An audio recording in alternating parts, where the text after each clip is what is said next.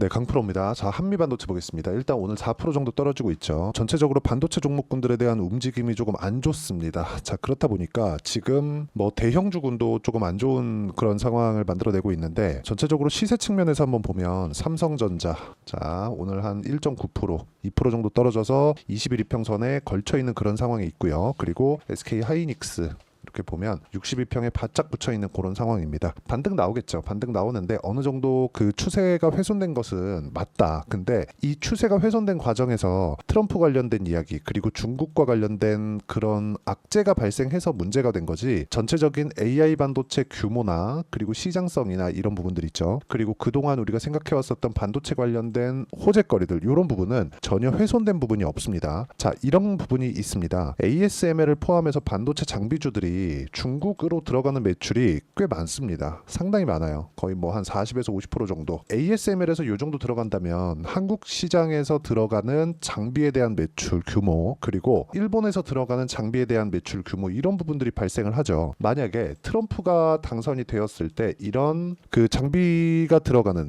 중국 쪽으로 들어가는 그런 규제 관련된 그런 문제가 발생할 수 있고, 이런 부분을 지금 먼저 반영하고 있는 상황이 됐습니다. 자, 그래서 지금 한국 시장뿐만 아니라 미국 시장의 움직임을 보더라도요, 반도체 종목군들은 움직임이 그렇게 좋지 못했습니다. 상황을 한번 볼게요. 일단 뭐 TSMC도 거의 한 7%, 8%, 그리고 퀄컴 같은 경우에도 요 정도 빠졌고, ASML도 많이 빠졌고요. 그리고 밑에 대형주군들을 보더라도 AMD도 많이 빠졌고, 어플라이드 많이 빠졌고, 엔비디아도 거의 한 6% 빠졌고요. 뭐 마이크론 같은 경우에도 한 6% 정도 빠졌죠. 이렇게 공급을 통제하는 그런 부분이 발생하다 보니까 상황이 조금 안 좋아 보인다. 근데 기존에 우리가 생각해왔었던 AI 반도체 관련된 내용들, 이런 부분은 훼손된 부분이 전혀 없습니다. 제가 말씀드리고자 하는 내용이 여기에 있는 겁니다. 앞으로 좋아지는 부분이 있어야 주가가 올라간다고 제가 누차 이야기를 드렸습니다. 근데 지금 시장이 좋지 않다 보니까 하락폭이 조금씩 커지고 있는 그런 상황이 벌어지고는 있지만, 앞으로 좋아질 만한 내용에 대한 훼손이 없습니다. 그러면 엔비디아 같은 경우에 지금 받고 있는 조정은 이격이 발생했고, 이격을 조절하는 과정에서 조정 구간이 발생한 것이기 때문에 조정을 연속적으로 받고 그리고 연결돼서 받는 건 어쩔 수 없어요. 근데 우리가 여기서 봐야 되는 내용은 딱 한 가지입니다. 주식시장은 미래가치를 반영한다는 겁니다. 그 미래가치를 반영하는 과정에서 엔비디아의 주가가 많이 올랐고, 엔비디아의 주가가 많이 오르는 과정에서 실적 확인 과정을 거쳐야 되는 부분이 있는데, 1분기와 2분기 실적까지 확인이 된다면 엔비디아는 이제 가격 부담을 털어냈기 때문에, 그쵸,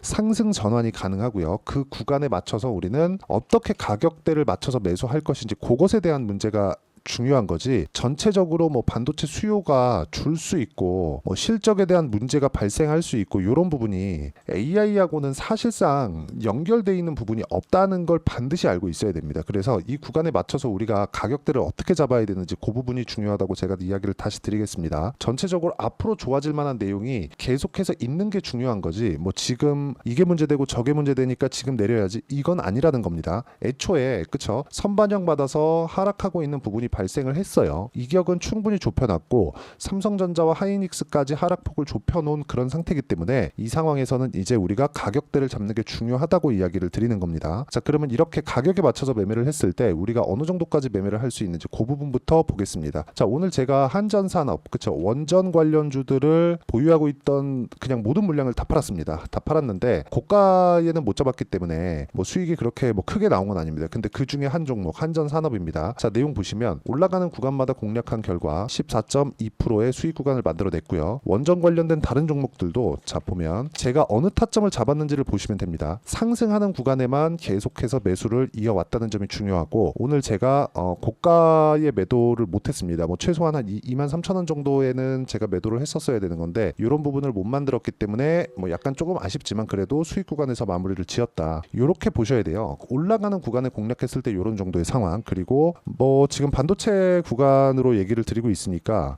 뭐 반도체 종목군으로 이야기를 드리면, 자, 내용 보세요. 올라가는 구간에 매매를 했을 때 어때요? 50% 정도의 수익을, 그쵸? 며칠 만에 만들어내는 그런 상황들. 근데 모든 상황들이 모두 강세 구간에 있을 때 그렇게 만들어낸다. 그리고 이 내용에 대한 부분은 제가 여기 소통방에서 공유를 해드리고 있습니다. 자, 여기 지금 말씀드리는 뭐 태성과 같은 종목들 같은 경우에는요, 여기 태성이라고 검색을 해보면 뭐 정확하게 6월 3일날 공략한 내용이 있고, 그 밑에 있는 YC 같은 종목군들도 정확하게 상승하는 구간에만 공략을 했을 때 꾸준하게 수익이 발생하는 그런 상황을 만들어내고 있습니다. 뭐 밑에 내려보면 뭐 17%도 있고요, 20%도 있고요, 이런 정도의 상황을 만들어내고 있으니까 한미반도체를 포함해서 매매하는 과정에서 내가 어떻게 가격을 잡아야 될지 잘 모르겠다 하시는 분들은요, 소통방에 들어오시면 되고요. 소통방은 무료로 진행하고 있으니까 구독과 좋아요 눌러주시고 상단에 있는 전화번호로 구독 또는 소통이라고 문자 보내주시면 소통방 입장 링크를 순차적으로 공유를 해드리도록 하겠습니다. 어떤 식으로 매매를 해야 되는지 그 내용에 대해서 이야기를 드렸고, 이 내용에 맞춰서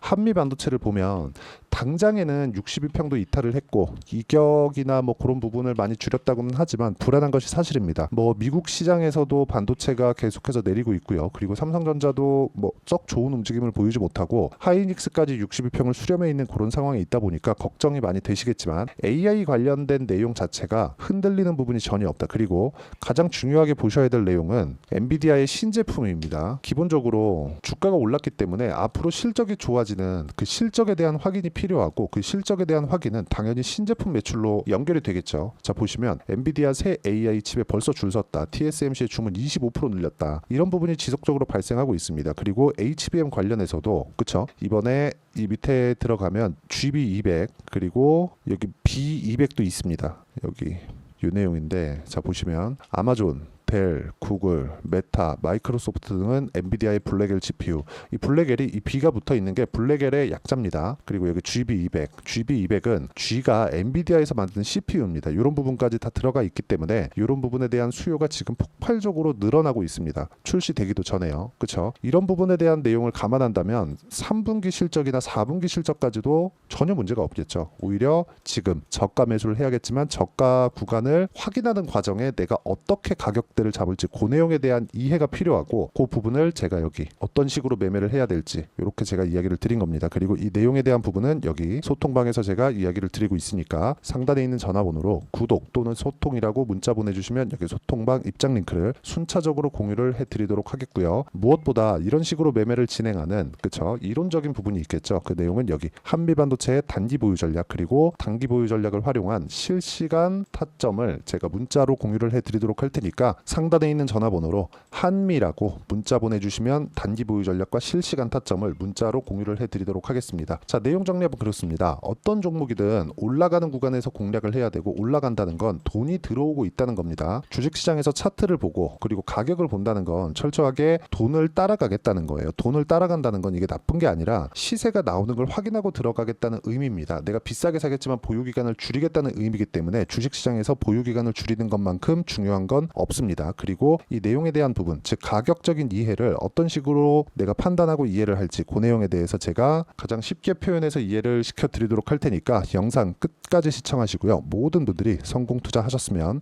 참 좋겠습니다.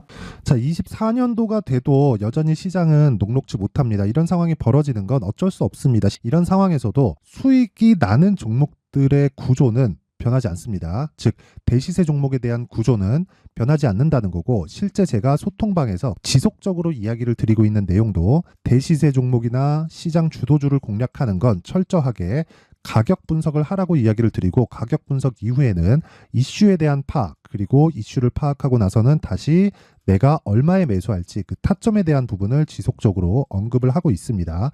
자, 근데 생각해 보세요. 시장이 굉장히 어려웠습니다. 어려운 상황에서의 어떤 종목들이 강했냐 보면 반도체와 그리고 바이오입니다. 자, 실제 여기 보면요.